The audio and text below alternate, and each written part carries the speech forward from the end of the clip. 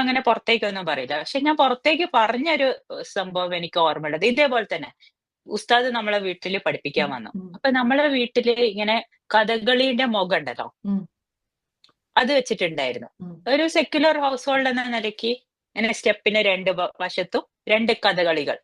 അതിന്റെ മുഖം മാത്രം. ഇത് ആണുങ്ങളാണ് ഈ കഥ കളിക്കുന്നത്? കഥകളി കഥകളിയൊക്കെ ആണ് എന്തോ പച്ചവേഷാണ്. ഡബിൾ ഉം. ഹറാം. ഡാൻസ് കളിക്കുന്ന മുമ്പ് ആ അതിന്റെ അതെ. കൂടെ ആണ് പെൺവേഷം ആ കെട്ടി ഡാൻസ് കളിക്കുന്നു. അതെ. ആ അതെന്താണ് വേഷം എന്നൊക്കെ നമുക്ക് നാട്ടിൽ കിട്ടൂലേ ഈ കഥകളിന്റെ ആ, അതെ. ഫേസ് അത്. ഉം.